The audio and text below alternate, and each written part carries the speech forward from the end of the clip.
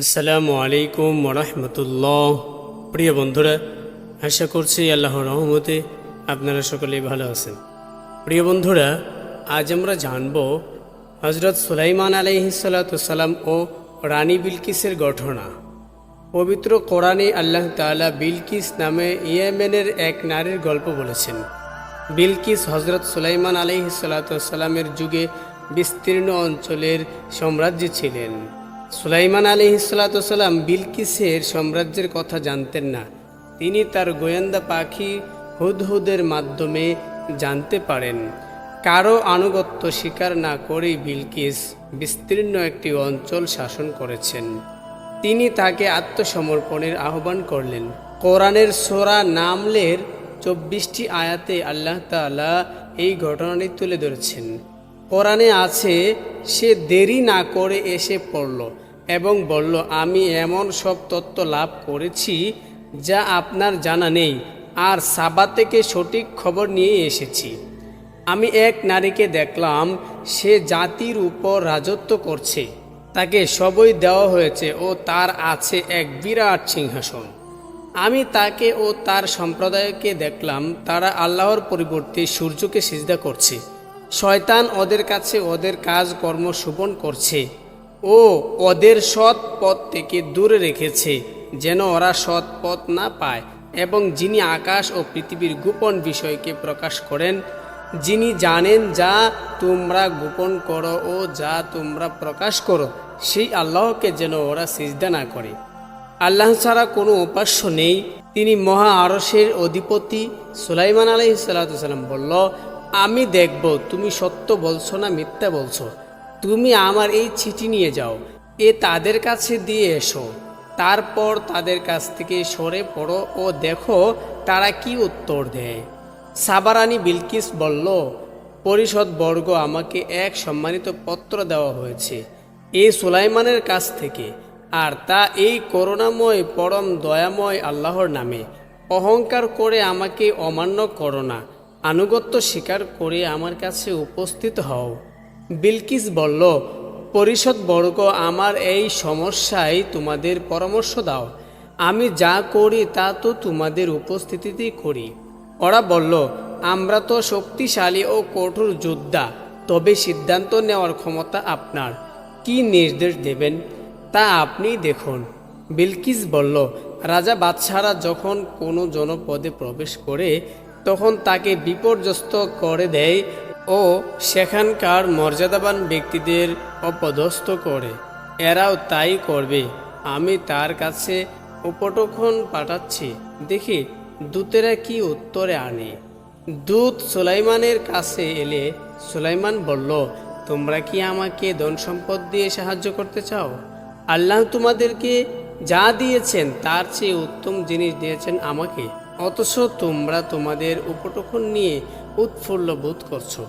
তোমরা ওদের কাছে ফিরে যাও। আমি অবশ্যই ওদের বিরুদ্ধে এমন এক সৈন্যবাহিনী নিয়ে উপস্থিত হব যা রোকবার শক্তি ওদের নেই।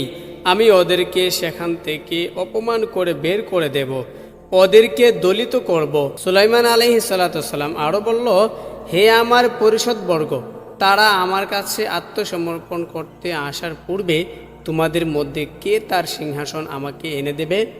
এক শক্তিশালী জিন বলল, আপনি আপনার স্থান থেকে ওঠার আগেই আমি তা এনে দেব। এই ব্যাপারে আমি এমন শক্তি রাখি, আর আমাকে বিশ্বাস করতে পারেন। কিতাবের জ্ঞান যার ছিল সে বলল, আপনি চোখের পলক ফেলার আগেই আমি তা এনে দেব। সুলাইমান আলাইহিসসালাম যখন তা সামনে রাখা দেখল তখন বলল, আমার প্রতিপালকের অনুগ্রহ, যাতে তিনি আমাকে পরীক্ষা করতে পারেন। আমি কৃতজ্ঞ না অকৃতজ্ঞ। যে অকৃতজ্ঞতা প্রকাশ করে সে তা নিজের জন্য করে, আর যে অকৃতজ্ঞ সে জেনে রাখুক যে আমার প্রতিপালকের অভাব নেই, তিনি মহানুভব। সুলাইমান আলাইহিসসালাম বলল, তার সিংহাসনের আকৃতি বদলে দাও, দেখি সে ঠিক ধরতে পারে নাকি ভুল করে। বিলকিস যখন পৌঁছালো তখন তাকে জিজ্ঞাসা করা হলো, তোমার সিংহাসন কি এরকম? সে বলল, এ তো এরকমই। আমরা আগেই সব কিছু জেনেছি ও আত্মসমর্পণও করেছি। আল্লাহর পরিবর্তে সে যার পূজা করত তাই তাকে সত্য থেকে সরিয়ে রেখেছিল। সে বিলকিস ছিল অবিশ্বাসী সম্প্রদায়ের একজন। তাকে বলা হলো, এই প্রাসাদে প্রবেশ করো। যখন সে ওটার দিকে তাকালো তখন তার মনে হলো এ এক স্বচ্ছ জলাশয় এবং সে তার কাপড় হাঁটু পর্যন্ত টেনে তুলল। সুলাইমান বলল, এ তো স্বচ্ছ স্ফটিকের প্রাসাদ। বিলকিস বলল, হে আমার প্রতিপালক, আমি তো নিজের উপর জুলুম করেছিলাম। আমি সুলাইমানের সঙ্গে বিশ্বজগতের প্রতিপালকের কাছে আত্মসমর্পণ করছি।